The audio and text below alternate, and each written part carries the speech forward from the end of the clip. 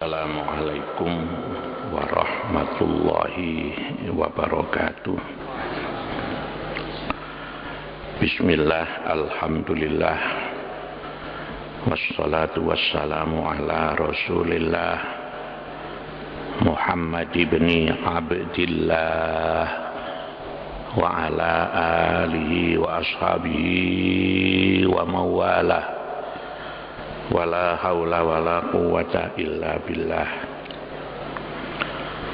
Rabbana la ilma lana illa ma 'allamtana innaka antal alimul hakim.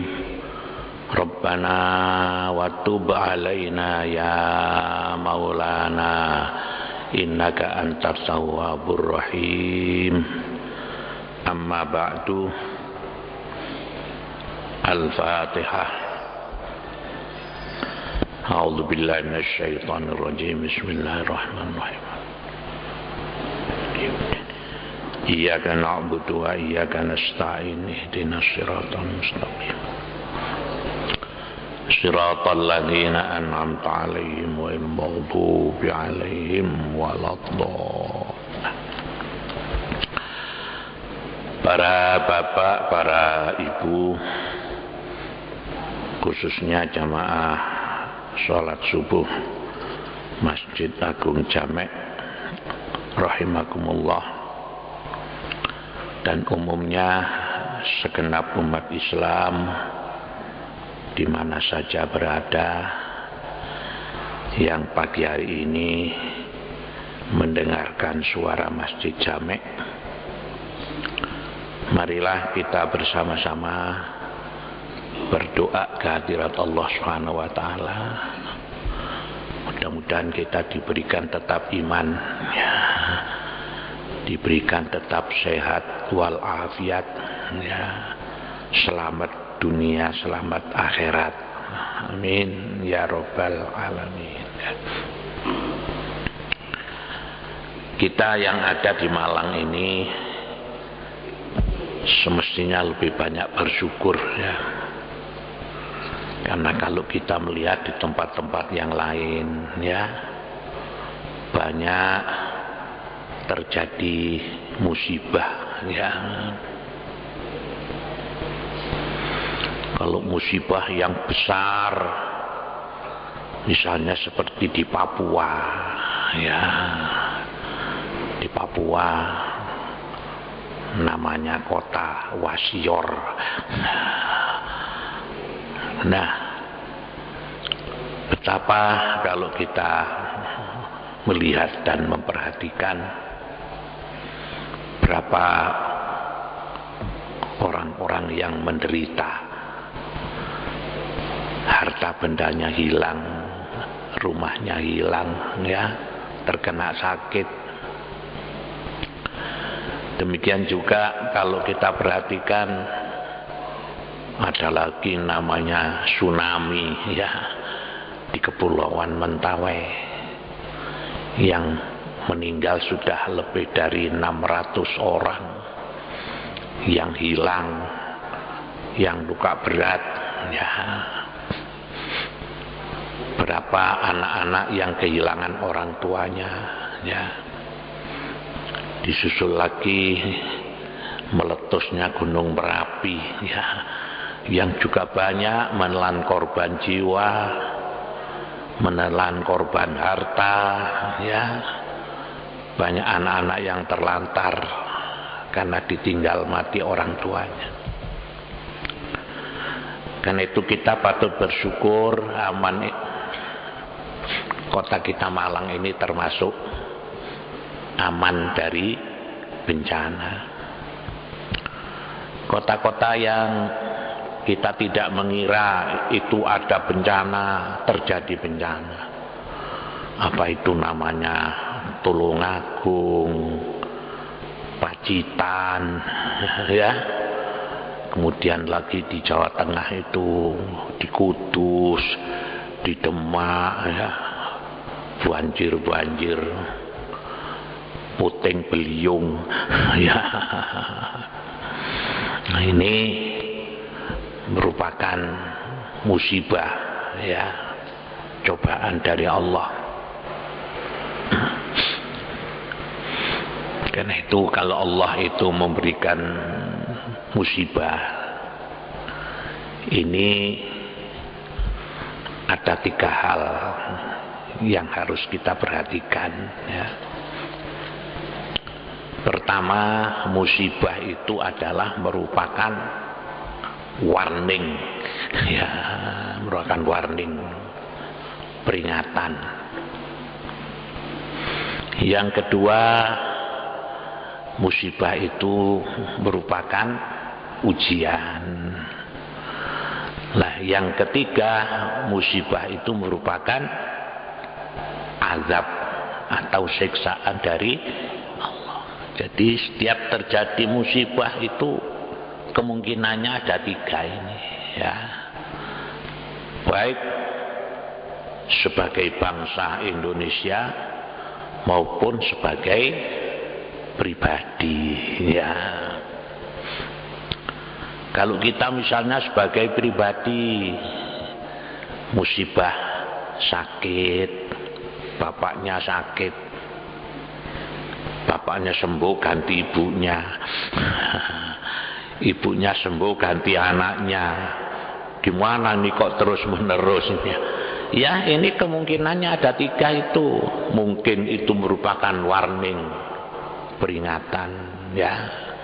Kenapa saya ini kok selalu diberikan cobaan?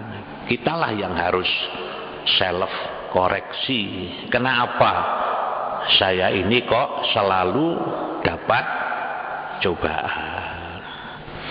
Bapaknya sakit, bapaknya sembuh ganti ibunya, ibunya sembuh ganti anaknya, anaknya sembuh warungnya kobong.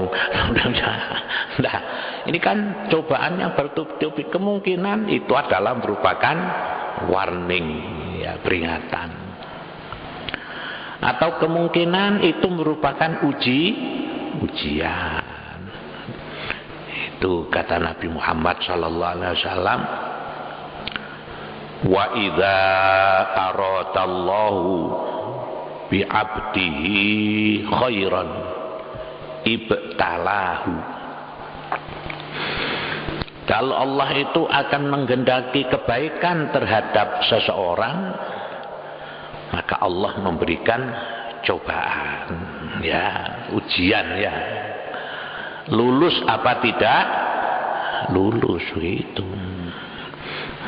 Jadi kalau terjadi musibah terhadap diri kita, kita anggap ini kemungkinan sebagai satu ujian. Oh, barangkali Allah akan mengangkat derajat kehidupan saya, begitu ya.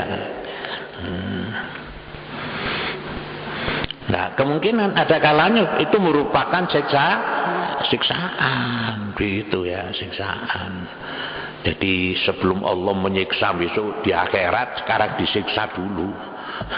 Jadi sekarang siksaannya dihabiskan di dunia, nanti di sana sudah habis. Ya.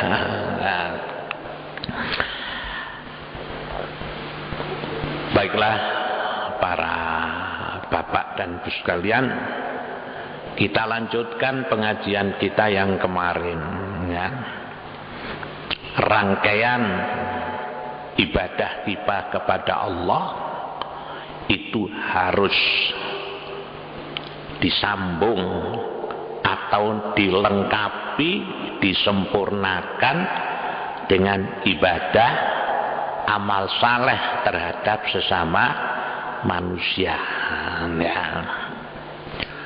Wa'budullaha wa la tusyriku bihi syai'a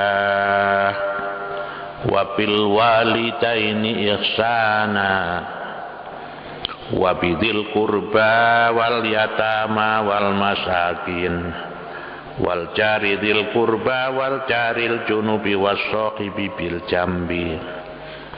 Ini semuanya tidak bisa kita lepaskan, ya. Jadi kalau kita beribadah kepada Allah yang disebut dengan ibadah syahsiyah, ya, salat, puasa, Jumatan, ya. Nah, ibadah haji. Ini semuanya tidak sempurna, bahkan tidak diterima kalau ibadah atau amal saleh terhadap sesama makhluk itu tidak dilaksanakan. Ya. Jadi sekarang kalau kita ini sudah salat 5 waktu, sudah puasa Ramadan, sudah haji, sudah zakat, ya, kita harus ikut peduli memberikan bantuan, ya, dalam bentuk materi kepada saudara-saudara kita yang terkena musibah ini, ya. Karena musibah-musibah yang besar ini mayoritas, ya, mayoritasnya itu adalah umat Islam, ya,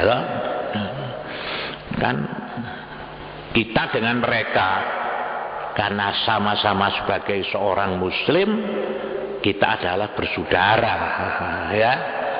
Itulah yang disebut dengan ikhwah fiddin, saudara seagama.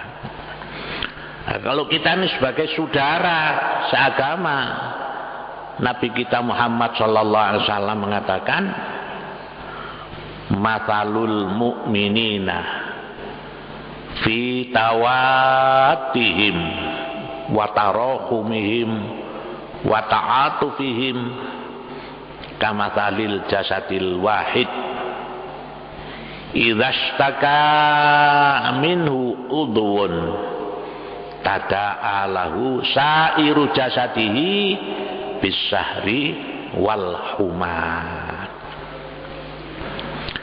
Perumpamaan orang-orang yang beriman itu adalah seperti jasad yang satu, seperti diri kita ini. Nah, diri kita ini, badan kita ini kan terdiri dari beberapa komponen, ya. Ada komponen hati, ada ginjal, ada paru-paru, ya toh, ada lambung, ada tangan, ada telinga, ada mata, ada hidung, ada lesan, ada kaki. Ini kan komponen-komponen dalam diri kita.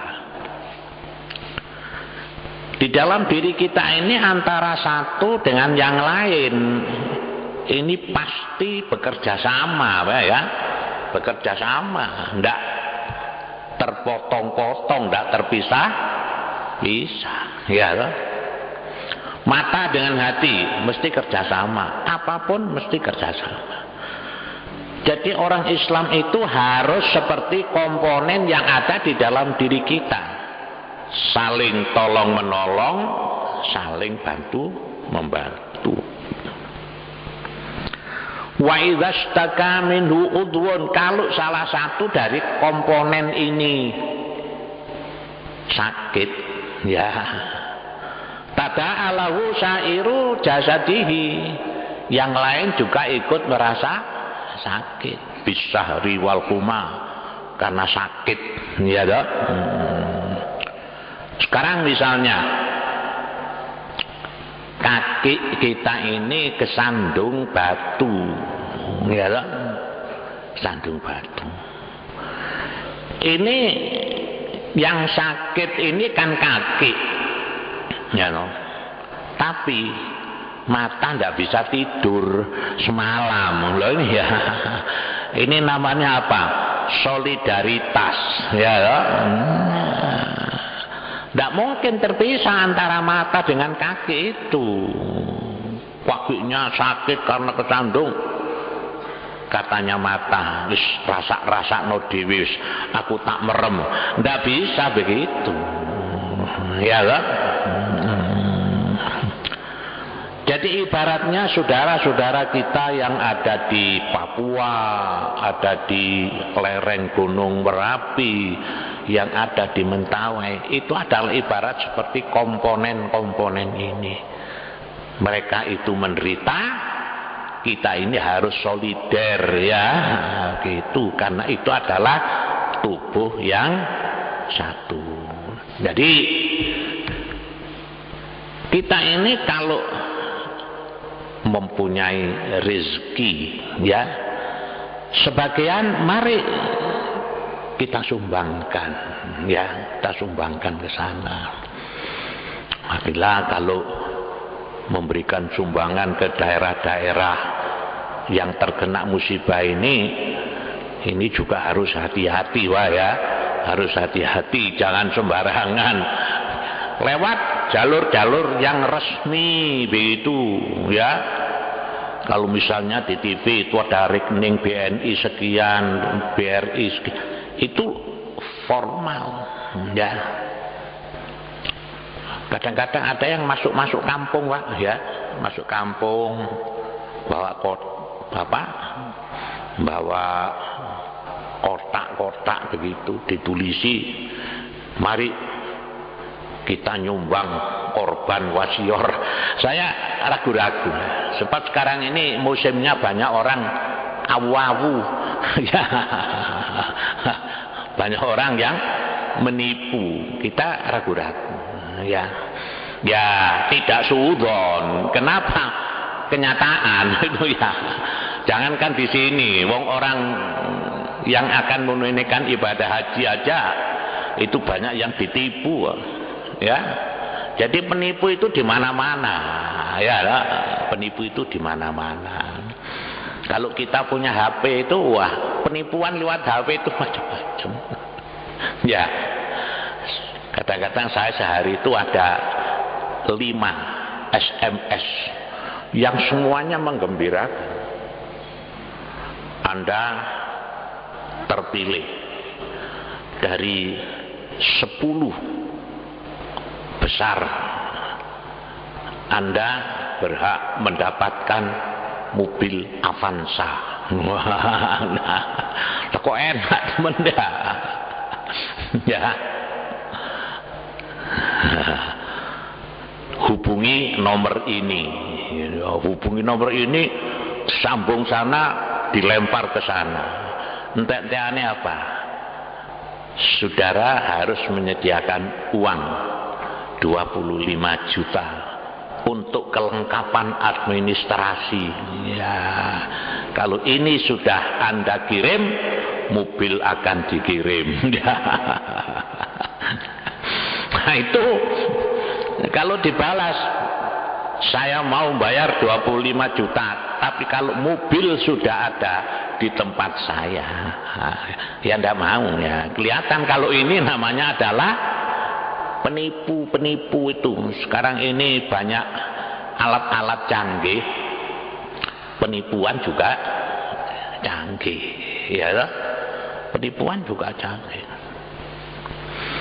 Jadi ada yang sekolah, nah, sekolah ini ya begitu, dapat telepon sekolahan Anda dapat bantuan dari Kementerian ya, Pendidikan dan Kebudayaan 200 juta. Wah ya, dengan syarat-syarat begini ya.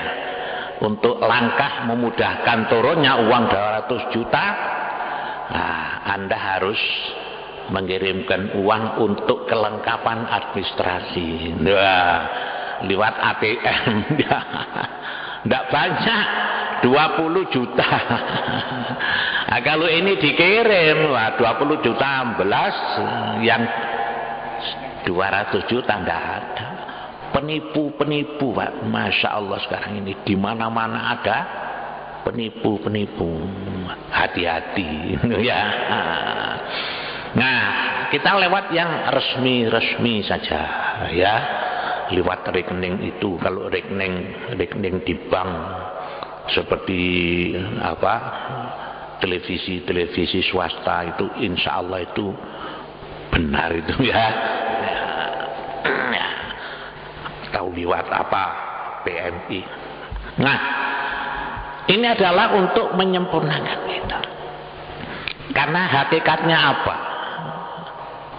Harta yang kita miliki ini semuanya adalah merupakan titipan dari Allah, ya. Nah, jadi apa sekarang bedanya orang kaya dengan orang miskin? Ya, yang kelihatan itu kan secara lahiriah, Pak, ya, secara lahiriah. Kalau orang kaya rumahnya bagus, malah tidak satu, ya, mobilnya mewah, simpenan uangnya di bank banyak, kaya, ya. Kalau orang miskin, nah ini rumahnya sederhana, kan gitu ya. Uang tidak punya, uangnya pas-pasan, Pak, ya. Nah, habis jadi bekerja sehari dimakan untuk sehari, kan pas-pasan saja. Sekarang kalau kita lihat makan orang kaya ya satu piring, ya, orang miskin juga satu piring, kan sama, ya kan? Ya. Orang kaya tidur ya merem, hanya bedanya apa? Kalau orang kaya itu wah, kasur empuk, ya toh, ruangannya luas, kamar yang bunyi wangi, empuk. Nah, kalau orang miskin ya kamarnya sempit, kasurnya kempes, ya kadang-kadang tidak pakai kasur, kadang-kadang kamar yang bunyi pesing. Kenapa? Kamarnya hanya satu, untuk anaknya banyak. Tapi kalau sudah kesirep sama, Pak, ya, sama. Orang kaya kasur empuk, ampuni wangi, lah kesirep hilang, wis gak kroso, ya. Orang miskin juga begitu. Jadi punggungnya ini terasa sakit karena kasur atos, tapi lek wis kesirep gak kroso. Ya kan, ya sama. Orang kaya pun tidur kasur empuk, lek wis kesirep ngorok, ya padha ae. Orang miskin ya ngorok, malah ngoroke banteran wong miskin. Ya. Ya. Nah, orang kaya kalau tidak mau berzakat, tidak mau berinfak, tidak mau bersedekah, itu hakikatnya sama dengan orang miskin, kan ya, kan sama dengan orang miskin. Makannya sama, tidurnya sama, ya loh. Hanya mungkin kalau orang miskin itu jalan atau naik sepeda engkol, ya loh. Orang kaya naik mobil. Tapi kan hakikatnya sama. Jadi kalau orang kaya medit, ini berarti sama dengan orang miskin. Wong harta yang begitu besar, itu kan titipan dari Allah, ya tak? Allah. Dan itu di dalam satu hadis Nabi Sallallahu Alaihi Wasallam mengatakan, harta itu kan ada 3 macam, ya. Harta yang sudah ada, harta yang hilang, ya.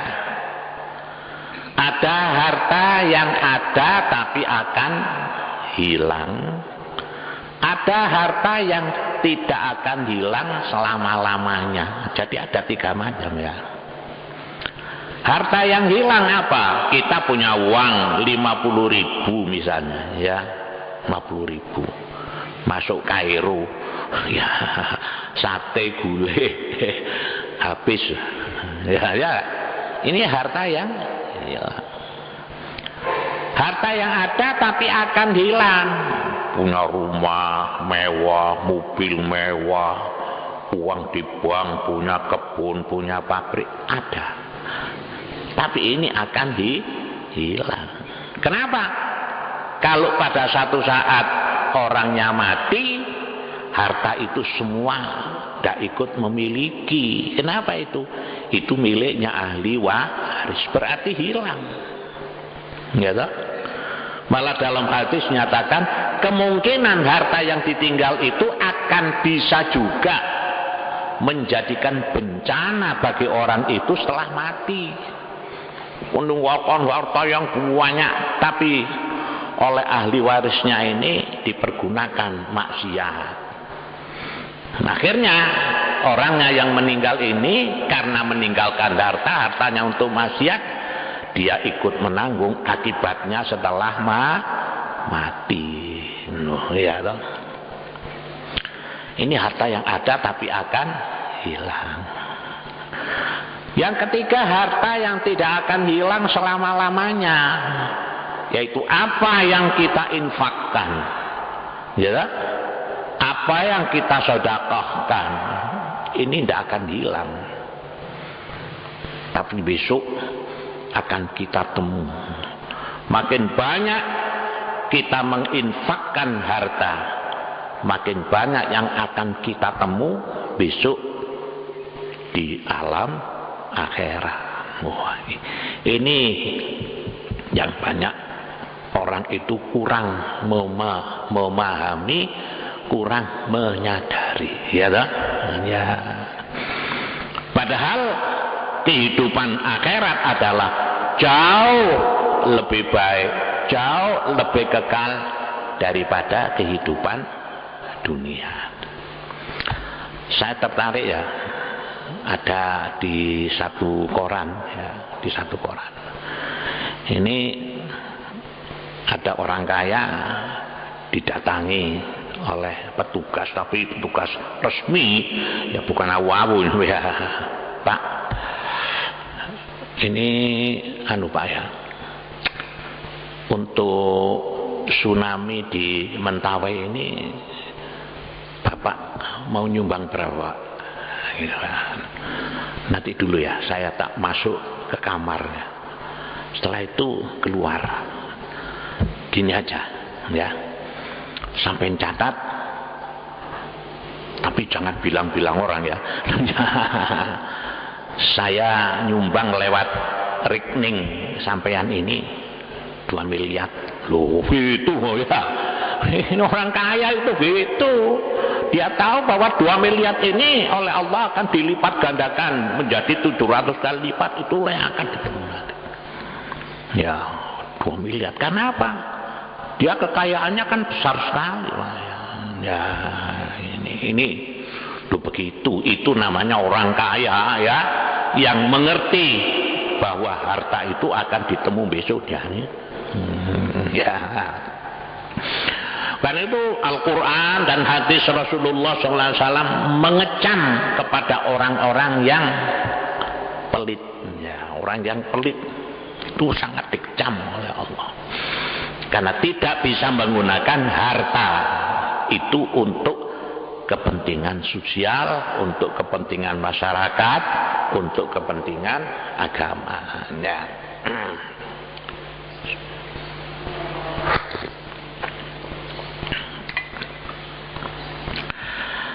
Para jamaah sekalian rahimakumullah, pengajian kita yang lalu yaitu kita melengkapi ibadah kepada Allah dengan berbuat baik terhadap tetangga ya. Jadi berbuat baik terhadap tetangga itu adalah termasuk ibadah sosial ya. Hadis riwayat Imam Bukhari, Rasulullah SAW bersabda, "Mangkana yu'minu billahi wal yaumil akhiri fala yu'dzi jarahu wastausu bin nisa'i khairan." Siapa yang benar beriman kepada Allah dan hari kemudian, maka janganlah mengganggu tetangganya, dan berpesan-pesan baiklah kamu terhadap tetangga. Ya. Jadi tetangga itulah harus kita hormati. Ya, bagaimana cara kita ini menghormati tetangga? Ya, menghormati tetangga itu yang pertama tolong menolong, bantu membantu, kan gitu ya. Harus saling hormat menghormati. Jadi apa saja yang terjadi di dalam kehidupan sosial kemasyarakatan itu yang harus kita dahulukan adalah tetangga. Loh gitu ya. Selamatan loh misalnya ya. Yang harus kita dahulukan memberikan adalah kepada tetangga. Ini tetangga yang kita dahulukan. Kalau misalnya kita ini ngundang pesta pernikahan, yang harus kita utamakan adalah tetangga. Ya, tetangga. Malah Nabi itu mengecam kalau ada orang membuat pesta perkawinan tapi diklasifikasi. Ya, diklasifikasi ya. Hari pertama tetangga, hari kedua pengusaha, hari ketiga pejabat. Tapi hidangannya tidak sama, gitu ya. Kalau tetangga ya biasa saja makanannya itu. Tapi kalau pengusaha, wah prasmanannya hebat. Terus hari ketiga pejabat, walau. Nah ini kalau ini ada klasifikasi pembedaan begini. Walimah yang sepanjang begitu Rasulullah itu adalah haram hukumnya, Pak. Ya, boleh klasifikasi ada 3 kelompok tapi hendaknya sama. Kok malah tonggone sing dianggap paling ngundang tonggo kulupan. Ya, ngundang pengusaha kambing guling. Nah, tetangga yang harus kita dahulu. Nah, sebentar lagi ini kita akan disyariatkan untuk berkorban, ya, berkorban.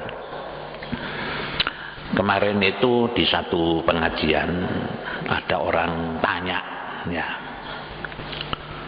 Pak, saya ini mau berangkat haji dengan istri, ya, terus lebih baik mana, Pak? Saya kurban di Tanah Suci atau kurban di Malang? Yang afdol yang mana, katanya begitu. Oh ya, ini saya kan belum pernah menemukan dalil-dalil yang kalau afdol yang mana gitu ya. Terus kalau sampean apa? Saya ingin kurban di Tanah Suci. Nah, karena itu saya tanya Bapak, ini afdol mana? Saya berikan satu gambaran ini. Kalau kurban di Tanah Suci itu biasanya kan di Mina, ya. Di Mina itu kan ada namanya Jabal Kurban, ya, Jabal Kurban. Di situ itu ternak yang disembelih mulai tanggal 10, 11, 12, 13. Itu kan jumlahnya bukan ratusan tapi ribuan. Ya unta, ya sapi, ya kambing. Siapa di situ itu orang nyembelih dam di situ, orang kurban juga di. Saya pernah melihat, saya liwat itu jam 8 pagi. Ada unta disembelih, unta sembelih sudah jam 8. Saya liwat sore jam 3. Sik wutu. Ya. Durung ana sing njupuk, masyaallah ya. Sebab di sana itu kan tidak dicel-cel, dibagi-bagi seperti di sini ya, kewalahan. Ya. Sore jam 4 loh masih wutu, apa namanya? Unta yang dibelah jam 8. Enggak ada yang ngutik. Oh, kenapa? Karena terlalu banyaknya ternak korban yang disembelih daripada orang yang Jadi kalau melihat dari sini kan dulu 10 tahun yang lalu itu malah katanya orang-orang itu sampai banyak yang busuk, ya banyak yang busuk, ya unta ya sapi itu kan ada yang ngambil. Kalau di sini kan diambil diantarkan sana jupuk-jupuk dhewe sakarepe ya. Kemudian akhir-akhir ini pemerintah Saudi kan membuat satu kulkas, kulkasnya seperti tronton itu ya. Jadi yang nggak habis itu dimasukkan kulkas itu, akhirnya dikirim ke negara-negara tetangga yang miskin ya. Nah, kalau melihat dari situ, ini menurut saya ini ya, kok lebih afdol kurban di Malang saja. Ini kan termasuk ibadah sosial ya. Kalau di Malang ini ya ada yang satu masjid itu dapat 10 ekor kan ya, ada 15 ekor. Tapi ada juga yang masjid itu sudah dibentuk panitia. Panitianya 30 orang. Wedhuse mek loro. Loh ya, ini habis dimakan panitia tok. Ya. Nah, saya hanya nyarankan, menurut saya kalau sampai itu ingin kurban, menurut saya kok lebih baik kurban di Malang saja. Ya, sama saja dengan atau sodako. Kalau sodako di Masjidil Haram dengan di Masjid Jami' itu afdol mana, Pak? Ya. Nah, sekarang kalau mau sedekah di Masjidil Haram itu loh, di sana itu enggak ada celengan-celengan kotak, itu enggak ada di sana. Ya, mau diberikan siapa? Masjidil Haram Mekah Medina itu kan ketua takmirnya itu kan ya, itu kan raja. Ya, Imamul Haramain ya. Di sana enggak butuh uang. Jadi afdol mana kalau sampean mau sedekah di Masjidil Haram atau di Masjid Jami'? Masjid Jami' saja. Menurut saya lebih afdol. Sekarang sedang bangun. Buat apa uang? Enggak, karena sana itu kan Masjidil Haram orang ibadah 100.000 kali. Kalau di Madinah 100.000 kali. Ya, kalau sedekah ya 100.000 kali ya. Iya, ini pendapat saya, lebih afdol sampai itu sedekahnya di Masjid Jami' saja. Sekarang ini sedang bangun itu ya. Nah, ini kan jadi orang itu apa namanya, kadang-kadang itu hanya menilai dari satu sisi. Orang sholat di Masjidil Haram 1 kali sama dengan di Masjid Agung Jami' 100.000 kali. Kalau di Masjid Nabawi 1 kali sama dengan di Masjid Agung Jami' 1000 kali. Dikiaskan begitu. Kalau sedekah di Masjidil Haram sama dengan dikalikan 100.000 kali. Jadi begitu ayat. Jadi harta itu adalah berfungsi untuk kepentingan pribadi keluarga, juga harta itu juga untuk kepentingan sosial ya dong ya. Jadi di dalam masalah sosial ini kita utamakan tetangga begitu ya. Lah sekarang ini banyak korban bencana alam ini, mari ya kita sisihkan sebagian harta kita, insya Allah sesuai dengan janji Allah di dalam Al-Quran. Apa yang kita infakkan ini akan dilipat gandakan 700 kali lipat, dengan catatan bahwa kita berinfak, kita beramal adalah semata-mata karena Allah, ikhlas ya, mukhlisina lautin, betul-betul ikhlas karena Allah ya. Jadi kalau orang itu tekun ibadah, sholat, puasa ya haji, tapi kalau medit ya percuma Pak. Ya, kenapa? Karena itu kan termasuk namanya makrunah ya, tidak bisa dipisahkan antara ibadah kepada Allah dengan berbuat baik terhadap sesama manusia. Ya. Demikian, mudah-mudahan ada guna dan ada manfaatnya.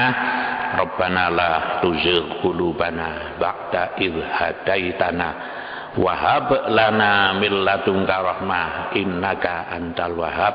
Rabbana atina fid dunya hasanah wa fil akhirati hasanah wa qina adzabannar. Subhana rabbika rabbil izzati amma yasifun wa salamun alal mursalin walhamdulillahi rabbil alamin. Assalamualaikum warahmatullahi wabarakatuh. Allahumma sholli ala Muhammad ya Rabbi.